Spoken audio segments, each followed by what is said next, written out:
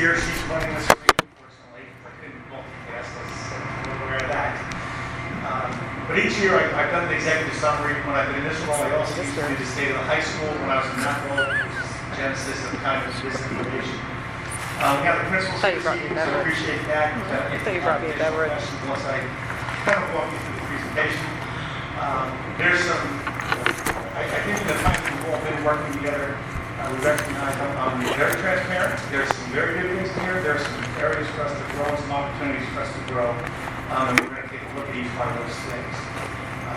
The first page of the executive summary really touches on where we are currently in the MPSS model, and under Dr. Cooper's leadership, really bringing this program forward as an operating model for our buildings and for our district. Just a couple notes for you as you kind of go through. The green checks mean that we're doing it. This mean we're doing it optimally. I use the color code that kind of the state uses. And the state used red for what's not going well, yellow is going, maybe you've got to take a look at it, green, you're on track, and blue, you're superseding expectation. So I kind of apply that across our model as we have these conversations. Each of these links you'll be able to see, for example, and there are blue links, and Ms. Owens, you can click on the MPSS one. It takes you kind of where we are as a district in the MPSS model. It shows you what it looks like on an academic affairs page. So our curriculum in the district is framed. If you stay at the top of our Ms. Owens for a second on the curriculum. This is how we design our curriculum. In all aspects, all maps are based on that. And those pieces and elements, as you'll see next week, or next month, when teachers bring ideas and programs and courses forward, we ask them to meet these base criteria for a competitive curriculum. Next page is the MPSS model, which is that pyramid, so to speak, three-dimensional pyramid. And we are at varying stages of this, but we are fully staffed and fully designed. And now it's about how we go forward in the implementation. And the last page is how we ask the principals and teachers to look at data via assessment. There will be data generated from that assessment, and then ultimately the academic teams will gain some insight from that assessment, turn that into action. There'll be a result. Sometimes it's great, sometimes it's okay, and sometimes it's not very good, and we say, well, that didn't work. So we have to go back to the drawing board, and then we repeat this model consistently. So we are at the kind of genesis of all of this work historically. Let's head back to the report. Going down, I won't read every single page because you certainly have time to read that yourselves, but you can see there's been a lot of investment by this board and under Dr. Cooper's leadership, for example. We now have common assessments, we have benchmark assessments, and we have diagnostic assessments. We're very, let's put it this way, on an eclectic space prior for the last 3 years. There's been a ton of effort by teachers to come together and design common assessments, which are going online. I don't mean like online technology, coming online to be used this year quarterly, unit, quarterly, semester, to turn into actual data. We do have, I do want to show you the next one where the K-12 Continuum is in Chapter 339 program, so you understand the investment in our career innovation coordinator and what that looks like across the district. So this will take you to a page. It will show you, if you go to our district website, you literally can go onto that site and click on any one of those links, and you can see by building what is happening to introduce students to careers and a whole host of other opportunities by grade, by either quarter or trimester, all the activities aligned to the state standard for career and college readiness. Every single activity is there K-12, which is a lot of work that began under a previous counselor and has been taken to another level with our current career innovation coordinator, which is Mrs. Rapchinsky, who leads on our internships, our apprenticeships, and our job showers. Our website under Scott's design is pretty good, actually. If you ever have some time to really go circle around there, it's pretty interesting. We have a crisis level team that is K-12 suicide prevention task force. We try to develop opportunities for our assistant principals to develop leadership skills. So in the K-12 Continuum on SEL, social emotional learning, suicide prevention, we have assistant principals leading those teams. And in that particular, it was Mr. Soden who was leading on the K-12 suicide prevention task force. as well as crisis management.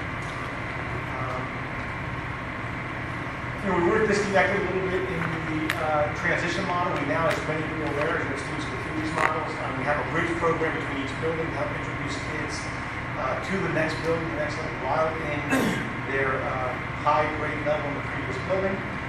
So that's underway. We still have area for growth and improvement on how we return students from alternative placements. How do we transition students back into the school? How do we support them, scaffold their transition back? But it is something that the principals are attentive to and move forward. A lot of work will take place over the next year or two on Tier 2 and Tier 3 specificity of interventions and programs to support students. Now that we have Tier 1, the universal experience kind of defined and structured. Now we're going to move to what programs do our teachers identify that they like and want to use in Tier 2 and Tier 3. Ms. Ellis? Thank you. We have a table, just so you can jump down to the next section. Table of contents, obviously you can read it for yourself, but those are all the topics. Everything you've ever wanted to know about the Office of Academic Affairs is there. Certainly our mission, vision, and core beliefs, again, we repeat them frequently. We want it to become something that students and families can instantly and easily articulate, that are advocated for all. When that was selected 3 years ago, that was in intent, and even a kindergarten student would understand that and articulate that. We touched on these, so I'll take a little more quickly through those spaces. Our next area here, this is the piece that we moved the academic leadership. We just had a meeting this afternoon with the academic leadership team, and you can see in there every single person by name and what their role is in the district. And the value of this team, I was talking to Dr. Cooper before we had the meeting tonight, and one of the values here is previously when I first came to the district, Amy Boone was a site-based district, meaning each building managed itself and kind of did their best and did their work. Under Dr. Kruger's leadership, we took a system, Mpss Model, and we have the principles of letting the concept of the principals taking individual control with their leadership teams and implementing that system in the building. Here are the key players. The real value of the academic leadership team is that these folks help the communication tremendously. Many people reach out, for example, to Ms. Owens with an idea. And the first question we ask is, did you talk to your academic leader about this?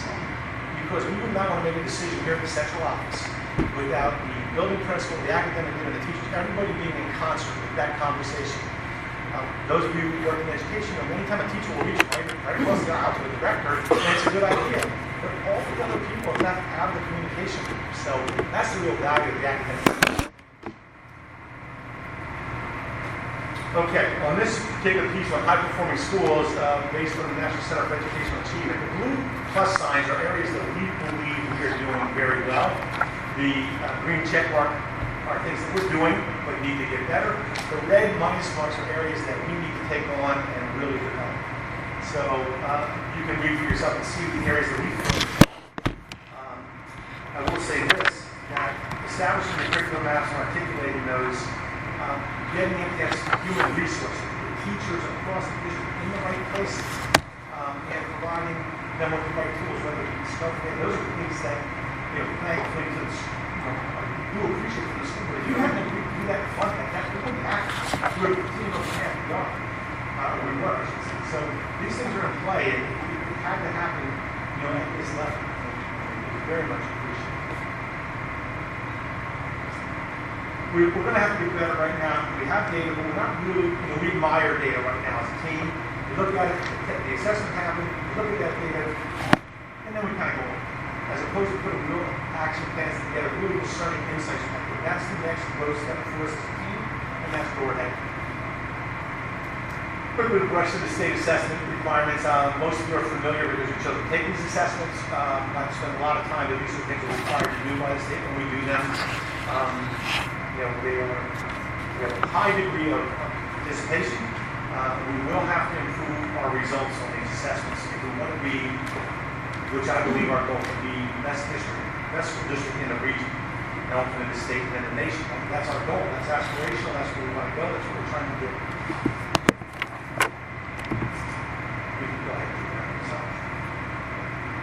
just more explanation, just so you have some basic background understanding. Some of this information we had in the last, some of you were not on the board then, but those where we did this in 19, about 28 to 30 pages of this information. There's another additional section.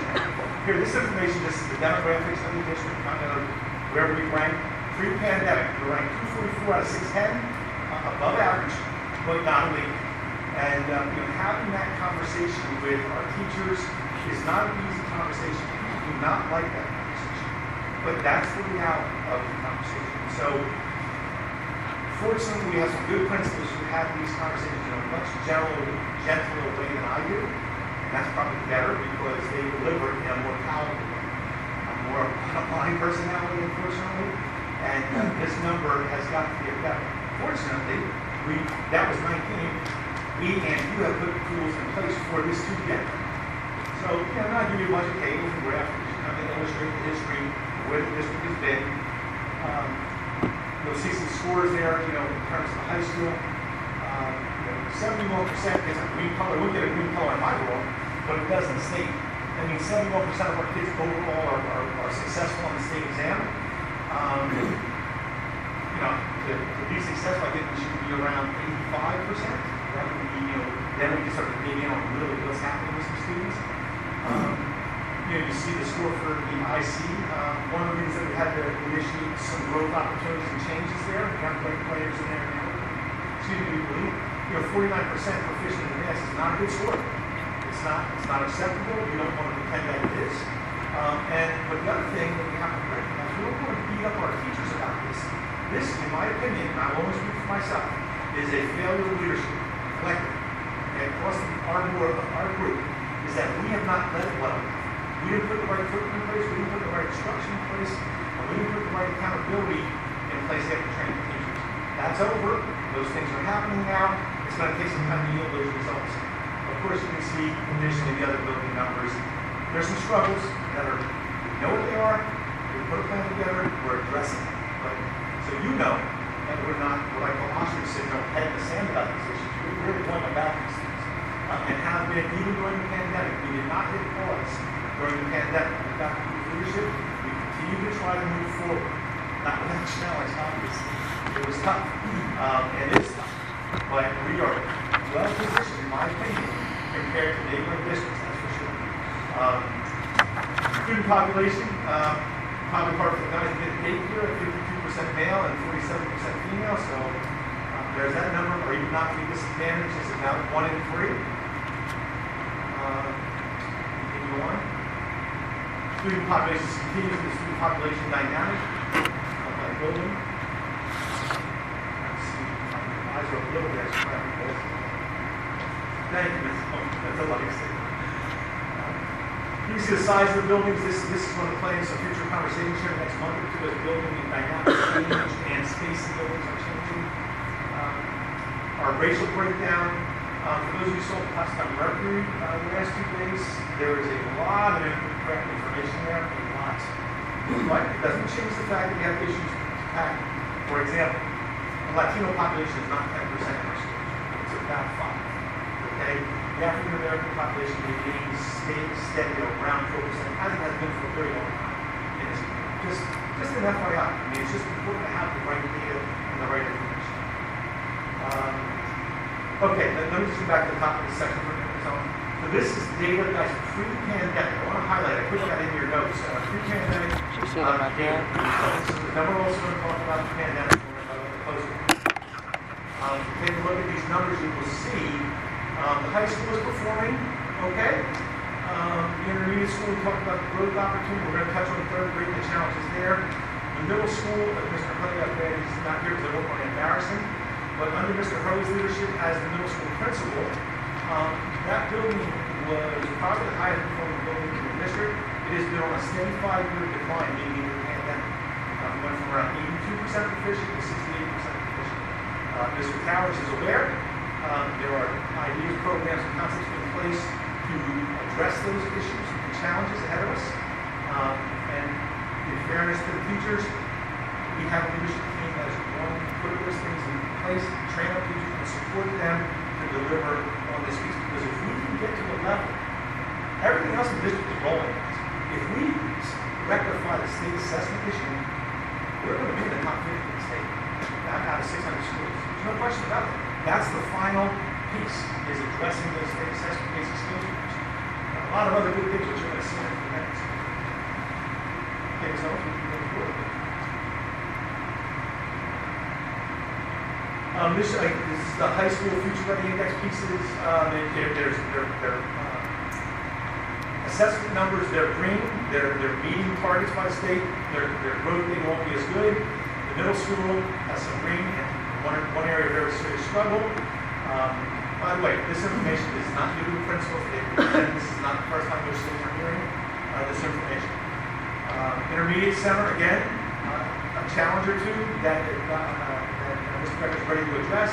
The primary center, K-2 building, is attached, for anybody using that kind of work, to the first building that has a test. In this case, the rating of the primary center is based on the third grade scores because it's what they sent forward and then what was assessed. So be aware of they that. actually is all based on third grade. Interesting. All right, indicators of academic growth. I'm not going to spend very much time. We presented this before 2 years ago. This data is 2 years old, but this is the PBOS growth rate. For those of you who are aware, PBOS growth is if a student has you, did you grow them 1 year worth of knowledge for the time you had them? If you're green, you did that. If you're blue, you grew more than a year. If you're less than green, you did not grow them. So that's what those numbers represent there in the 3-year averages. We have some people who are not together apart. We know who those teachers are, and we're leveraging their skill set with other teachers and students. This just continues kind of repetitively through all the buildings and all the content areas. One of the sections you'll see will be the pie chart of colors, and you'll see numbers there. These are screenshots intentionally because I didn't think it was fair. Click on where you see that number with the line, you would actually see the teacher's name on that, and I don't think that's internal, and that's, they're aware, we're aware, we're working on it, but it gives you an idea of how many teachers are actually growing kids, green, light, or blue, how many people may not be growing kids a year for. The middle school has better growth numbers than probably any building in the district. So that's the positive what is going right in the middle school. 5-year historic things that we're at right now. This is the growth. Just go back down to the top. So you can see here, guys, the historic trend from 12 to 19, what the high school performance, and where they were on the SPP, the performance profile, now the Future Ready Index. Shows an 8-year historical run. Currently, last time tested, they haven't finalized the data yet for this pandemic test. You will see that we outperform the state average in the high school algebra, as well as biology and ELA. So kudos to the high school folks. They're making it happen. And you can continue to see this going through each page. Who is performing, at what level, what does it look like, where's the growth, where's the online, where's the building overall. You have a real sense of what is happening. We should be, in my opinion, significantly outpacing the state average. Given the financial resource that we have allocated in the district historically, we're being compared to schools in Potter County, in the northern tier where there's not very much, a lot of economic progression, not spending a lot of money. There's some opportunities for us to be that intermediate center, see again, performance levels there in 3rd, 4th, 5th grade, and overall building schools. There's a number of areas we got to work on there. Like I said, we have every confidence under this collective leadership and the team and teachers working to make that happen. I share with you what page we're on. A little bit answer to the last page. Okay, 23. So if you get to 23, guys, you're going to see the primary center reading, ELA, and math. And fundamentally, we had a very frank conversation with the primary center team and faculty meeting led by this to share this data. As you can imagine, it was not well received. because they feel like they're doing a very good job with it. And we owe it to the students and families in this community to have a real conversation. It's not saying they're not doing a good job. It's not saying they're not trying hard. I believe I've worked in these buildings as we all have. They're working very hard. This goes back to my fundamental issue of leadership and how we set them up as a teaching staff for success. When you look at some of these numbers, and you say, wow, this is not acceptable by our standard. We don't want this. This is what, this is shared, obviously, by Ms. Hepburn and Mr. Becker in the third grade. And so, if you go down to the math book, you'll see similarly disconcerting numbers. However, there's one good piece of news in here. If you look at the most recent numbers, there was a jump. So I think it's going to be on the very next slide below there. Yes. So if you take a look at this one on the next page, that primary center continued. This is very interesting and fascinating. 2018, grade 3 rank for Danny Boone Intermediate School and PC, Berks County non-urban schools. There are 52 elementary schools in the county. 40 through 52 are all rating schools. Math, we ranked 36 out of 39. ELA, we were 34 out of 39 in 2018. That is just not who we are. That is not who we want to be. And that is not who we're going to be. 2019, with some of the MTSS in place, with some of the increased support on Middle Math, on a project that Mrs. Weber, full credit to her, and Mrs. Owens, when she was way back in, what was that role? Was it math interventionist?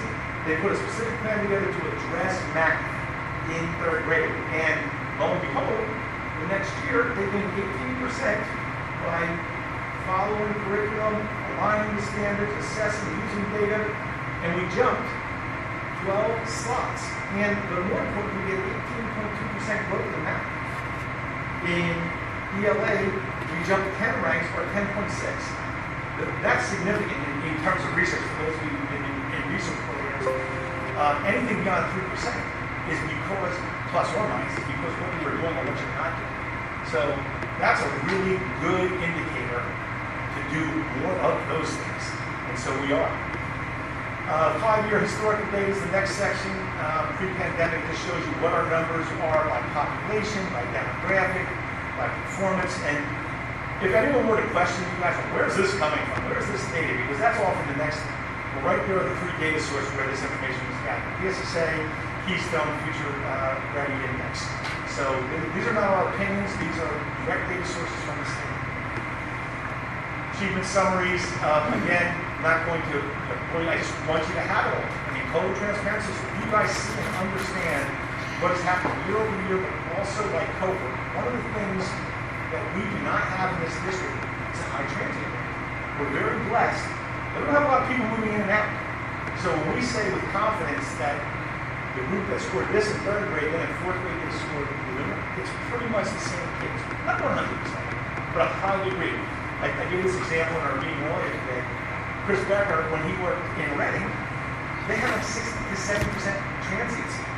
It's very hard to compare those apples. Okay? Here we're very fortunate to be able to look at the same kids and really get over the data. So you can see one of the outstanding, very fascinating things. I'll be honest, we don't know why this is occurring. Our kids, our economically disadvantaged kids are killing. They're doing really well. Outperforming the general population, which is an unusual occurrence in the school district. So that's what you see in that first column where you see all those red numbers. When you go all the way out to the right, and there's 3 columns there, and it's all red, almost all red. That is comparing our free reduced lunch kids to our general population, meaning our general population is doing worse. That's why those numbers are red.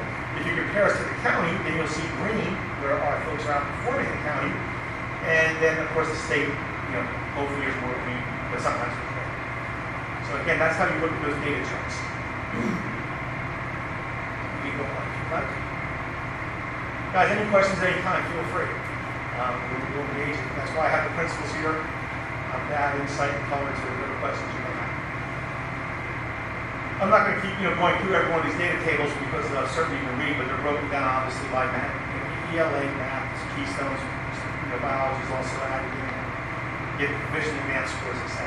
This is the chart I love. I love this chart. Ms. Bell, I'm so excited by this report card, because it's an idea I started a couple of years ago, that's why I'm really excited about it. Mr. Sport added on to it, and then when I moved into this role and did this in each building, the point of this report card is very simply this. The state gives us these academic numbers, correct? But what do the teachers and principals think are also important in their buildings? Where do they spend their energy and time? And that's also important because it's not just about the state scores, although that gets an unfair amount of attention. So you can take a look at this document and you can see, if you go back to 2015 and look up at the end of the high school graduation rate, I believe it was 84%. So with Mr. Spores and myself and that team at high school, we made some adjustments, and today Mr. Spores has the high school at 97.7% graduation. And that's why we're here. Your kids to graduate. And get them all, starting into their life. Right? They're going ready. Life ready. So you can see the enrollment numbers, you can see graduation rates, SAT mean scores, you can see the pandemic's had some impact, right? You can see the enrollment numbers went down a little bit, but Mr. Spores understands how to make these numbers get back to pre-pandemic pieces, and that's what's going to happen. You can see how, we increased, he increased, they led an effort to get the SAT enrollment and scores up. Back in 15, I want to say, what we had, maybe 100 Mr. Spores. He got that number under, that was one of his goals one year, up into the upper 270s. Yeah, he did. It's really good work.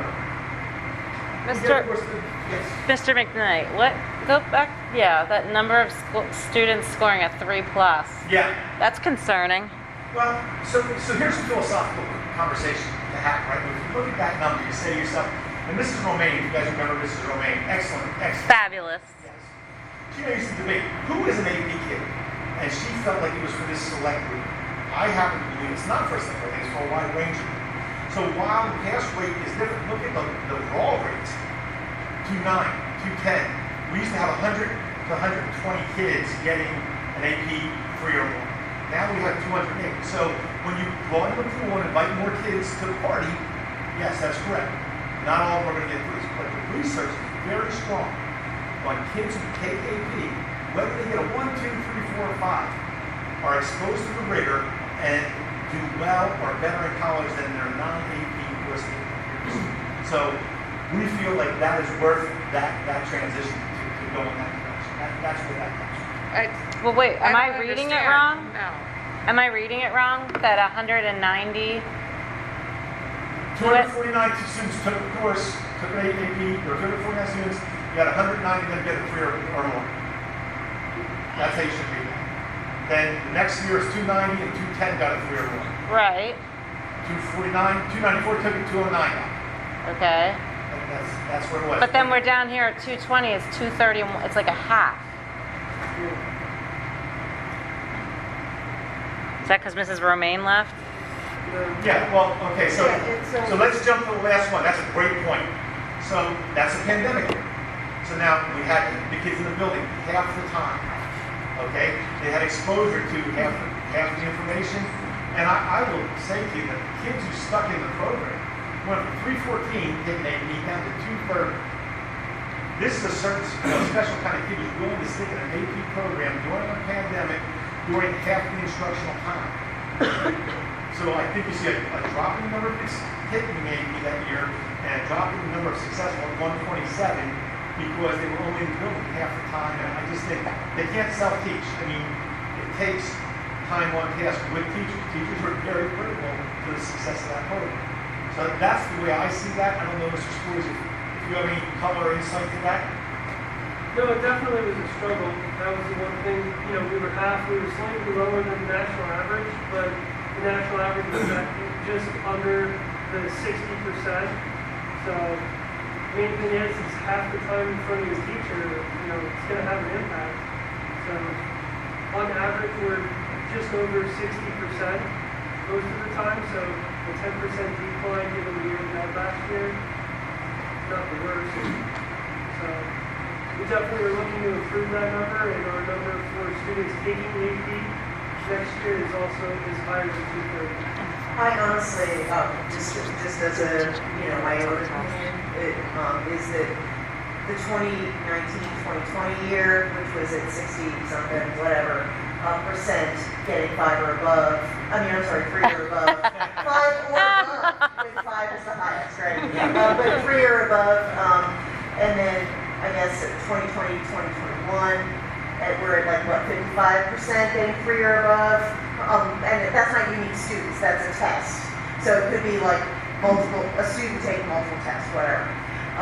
I think both of those years, I don't even want to look at those. You know what I mean? It's just, I know that it might give us some instruction on how in a situation where some kids are being taught in a virtual environment, where to go, like to make things better. But the 2019-2020 year, a lot of the tests were not the way they were supposed to be taught. A lot of them only did essay. A lot of them were truncated. That's my point. So those numbers, to me, on the scale, when you look across the years, don't mean anything to me, honestly. And 2020, 2021, you had the extra added complexity of trying to teach to the normal test with a multiple choice and long answers when you had kids in class every other week for half a year, and the things that Mr. McKnight and Mr. Forrest mentioned that were countertests. It is instructive to see where we are, but I expect to see next year look a lot more like 2018. And I think they're excellent points. And I think that, as I said at the beginning, transparency is all of us. Very important. And for Mr. Spores and his team to gain insight that they're teaching, and say, look, this is where we learn. This is when we talk about tier 2 interventions. It's not just for the struggling basic stuff state. We need a tier 2 intervention to look at how we're handling and supporting the AP space. And we need to make sure that the teachers who are currently teaching those classes know what's on those tests. Right, absolutely. There's a lot about what direction they push them in. Right. Yeah. They get that camp curriculum, you're right. But I think this highlights and magnifies it to be attentive to it. Again, the perceptive piece of what gets measured gets treasured. Brings everybody's focus back to the right things. And coming out of the pandemic, it's very easy. I know it works in other districts. The expectations have been lowered significantly in other places. We do not want to do that. To your point, we expect to see back. So move back in that direction. And that's not going to happen unless we have the important conversations today. So awesome stuff, good conversation. You'll see there's a dip to your point. Those 2 years across the board and everything. Placement rate, we've moved from 76% kids, high school placement rate. It doesn't just mean college, that means on to something, not just making yourself out in the world. You see that we improved those numbers. There. The one I'm big on this one. I love this last 2 lines because it's outside validation that we're on the right track. The U.S. News and World Report nationally, there are 26,500 schools. In the first, I want to say 16, 17, 17, 18, you'll see NR 75% plus.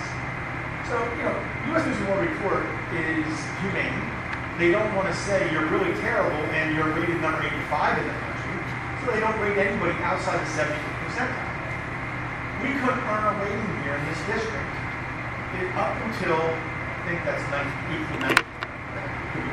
But the point that I'm making is that we could not earn a rating, and then we got some things really going with our teachers and kids in the right direction. And we ended up top 20% in the nation. Then we got to the top 17%. Now we're in the top 15%.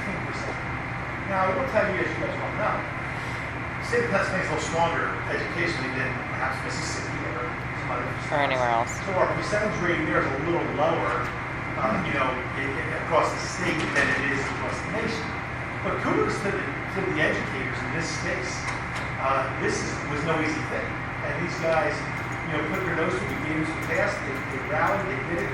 And now, of course, you got to defend it. You got to keep pitching it up.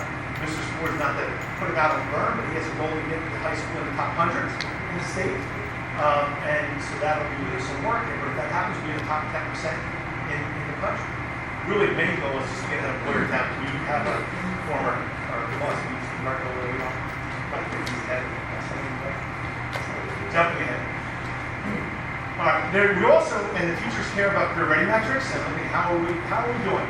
Okay, so this is an important section, the career ready metric, because we look at the BCTC enrollment, and 121 students who enrolled in 16-17, that number by 2021 was 98. Now, why is that relevant? Well, it's relevant because we weren't sending the right kids. And how do we know that? Because if you look at the BCTC cohort graduation rate, we had 66% of the kids were successfully completing the program. That's not good, folks. That means that a third of the kids were not making it, and I know who's our BCTC coordinator? Sure. So the point is that we spend a lot of money. We get a tuition charge for that, which I'm going to show you later how much money we recouped because we got better at it. So now we have less kids going and more kids successfully completing the program. So what about the kids? What happened to the rest of those kids, and what do we do for them? I'll have that answer for you later. The reality is that some of this walking back from the edge of the financial cliff is tied to these efficiencies. Social emotional pieces, you can see discipline, what's happening in buildings, in terms of incidents and so forth, staff referrals, student event attendance is a goal, always try to more kids coming to events. So then we jump down to Mr. Towers in middle school. At this point, it's a little less right now as he's getting his footing. They're looking, as he talks to his team, what categories do they want to measure? What do they feel is significant value add?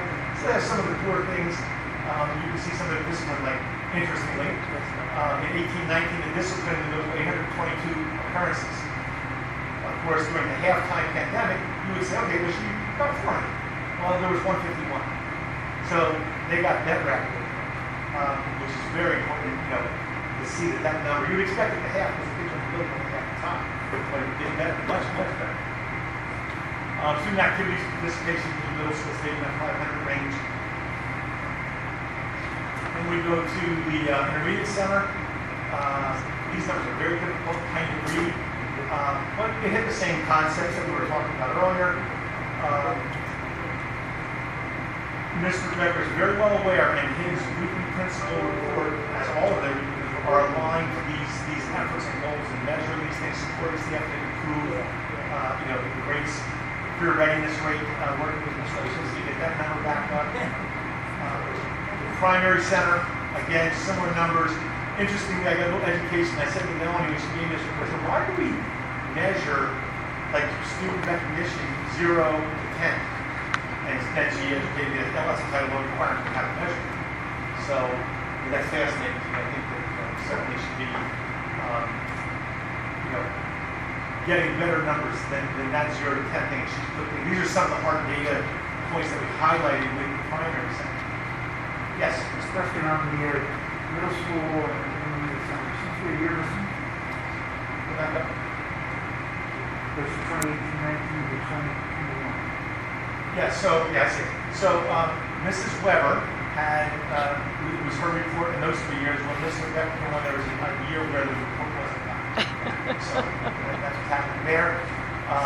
Same thing with Mrs. Rexroad leaving, trying to recoup that information for Mr. Towers was a little bit of a challenge. And that's kind of what we started back at.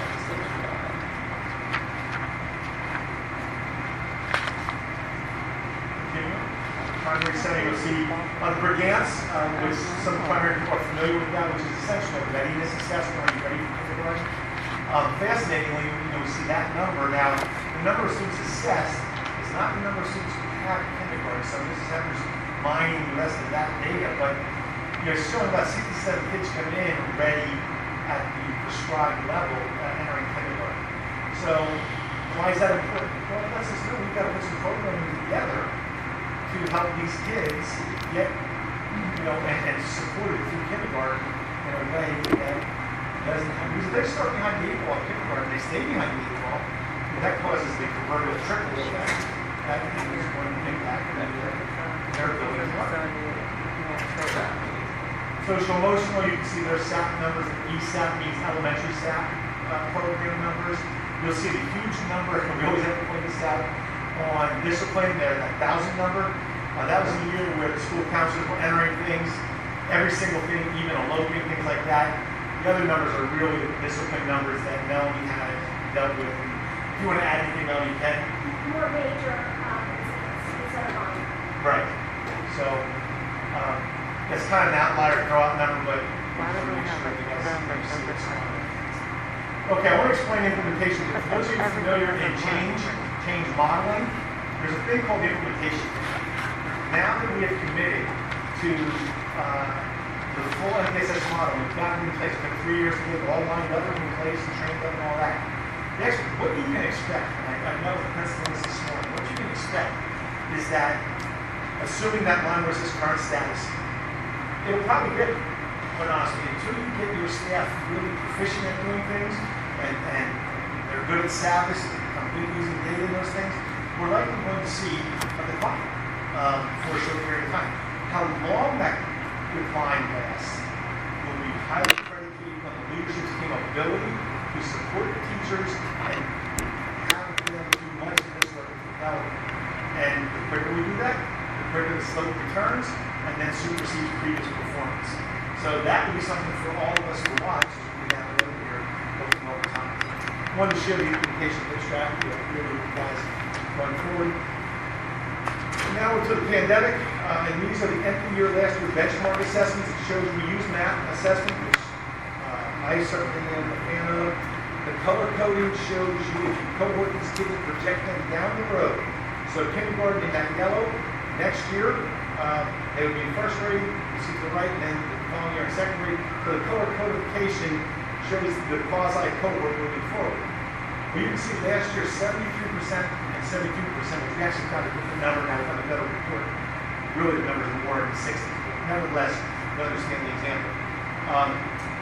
You'll see that. So what it also points out to us is there's a substantial drop. Something's happening between kindergarten and first grade. And I'm not sure what it is yet, but we're going to go and have a real conversation with our folks about what we think that is and see if we can identify. I have some suspicions on what's going on, but we're going to have to go through and really tackle that as a team. I mean, when you see a 15-20% drop out of the grade, year over year, something's off, something's going on. Possible that group, year over year, watch that same group kind of. You might say that if you look at year-over-year data, right? Yep. But if you go back and look at those tables where it shows the historic data, we're always in this number. We're always in this neighborhood. Well, at least for the last couple of years, at least a third of those students in the yellow received full day kindergarten. Right, and some of the good work is to disaggregate those kids, and Rob White was. We also, as we continue the summer academic connections program, to disaggregate those kids. Take a look at how that performs. Is it impactful? We're spending money in those cases. What impact do we have? Are the class sizes bigger when it moves to first? No, I'm sure there's some a little bit bigger for the full day Ks. They are. I mean, we're looking at 19 versus 50. Right. But I would say this, and I showed this earlier, our class size compared to like districts, very good, very big class size. What is Melanie, what are your average class sizes? My average class is this year, about 20. Not for today, but No, I meant, yeah, like first, second, yeah. 20?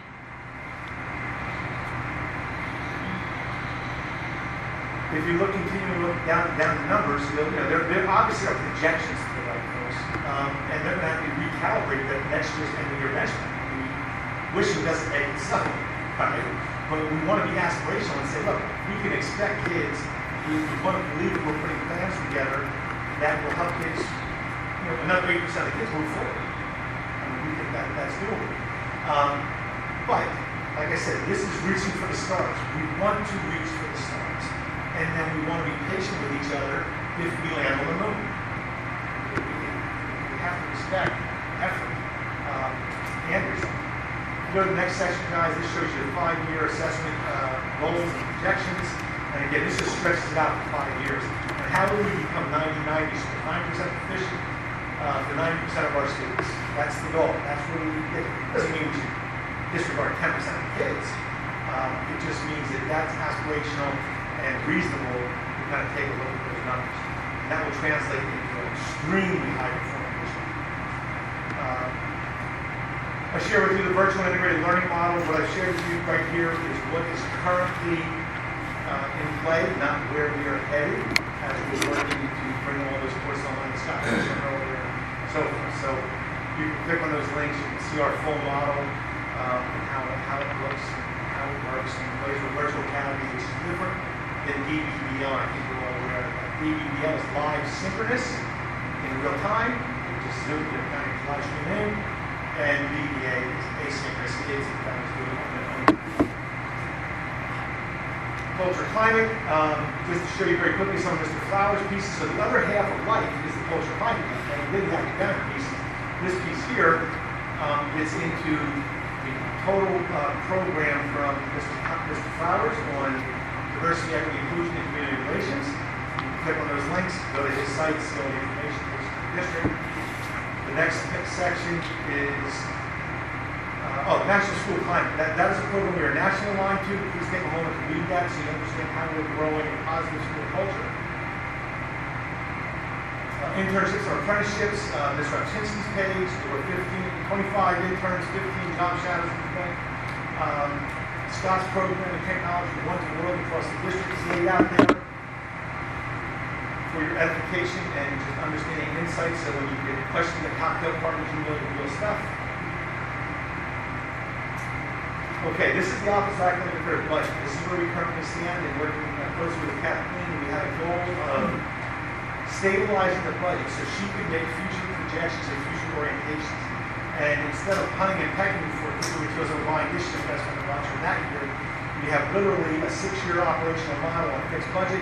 We also have a flex component. Our budget runs at 80-20. That's pretty standard practice. Actually, we're technically, if you have to do the math on those two numbers, it's 78.22%.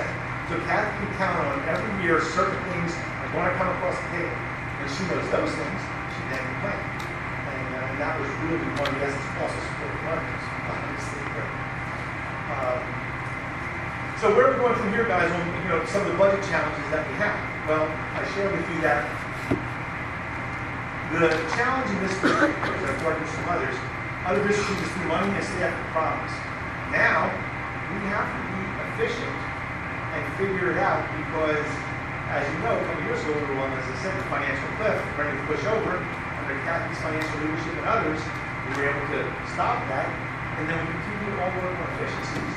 And now we're 2 steps back from the financial cliff. So there's a credit to a lot of people that want that work. Going forward, I've asked the principals to consistently look for these kinds of things. There's 2 ways to handle budget realities. You can essentially cut.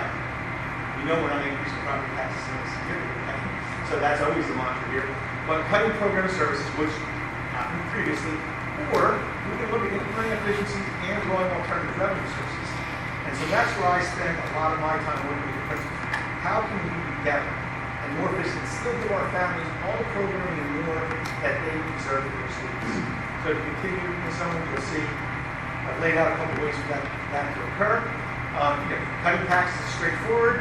Cutting program or a straightforward model. Implementing efficiencies, it's complicated. It's hard. It's not easy to do. It takes a lot of work and collaboration with each other. And also growing alternative revenue sources is also a challenge, but work to keep time. Outsource students. So one of the things that we look at with outsource students is it's very expensive for special ed, and it's very expensive through alternative. So it's something to look at. Hidden operating costs, reoccurring expense reduction, vendor contracts, alternative revenue sources, which some years back I tried to start with Laser Summer. I love that idea, but it just didn't launch like it did previously. But other districts, we did that, and we raised about $100,000. That's not monumental, but it takes care of some things. Maybe something to revisit at a later date. The next 2 I want to share with you, I want to show you if we're attentive to this issue and making sure we're getting students in the right places. Here we're looking at the CTC number. In 17-18, we had 129 kids go, and there's a special ed and non-exceptional breakdown in the cost. And then also in the attrition rate of 34%, which I shared with you earlier. To make a long story short, by 21-22 right now, we are looking at, because we're better at getting the right kids to the CPC, they're staying, they're graduating. It is yielding the district about a $1.3 million in efficiencies. That is because that allows all the other departments to do other things they want to do. And so that's a big. The next one is also big. This is the charter cyber school issue. In working with Kathy, this is basically bring our kids home. Is the way I like to refer to this. Back in 1890, there were 134 students out at a cost of a little over $2 million, counting special ed upcharge. We found a way to enhance it. We got it down to 89 the next year. Saved us about $700,000. Then the pandemic hit, and the number went back up. We still saved $200,000. Now we're at 86 kids for this year. Is yielding the district $400,000 in efficiencies. And then, when I do my shtick and spiel on trying to really go recruit those kids back into our BPA, we got 7 kids back about at $164,000. Now, you can look at the cost above there. I think Kathy can tell us better, but this is a huge driver. Shelley shared it's $30,000, $500 per special ed kid now. And $14,000. I'm guessing that's because of the master money. I don't know what drove our number up like that, but that's across the state. These big numbers are out there now. So every time a student leaves here and goes to a virtual or cyber or a charter, if they have IP, even the most, what's the right word, a speech IP, which is not a super intense, or an OT, it costs the district $30,000 for that student. It costs $14,000 for a student who's not on IP.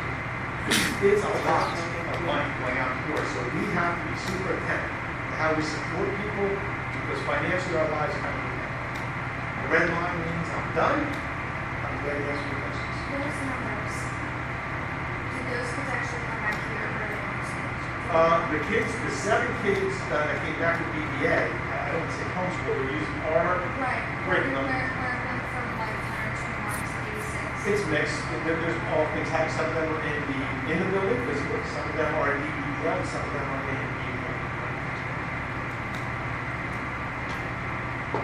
Other questions? Anything on for the principals or anything on this report? And obviously, I was available for any other questions. I'm glad to answer anything that you may have.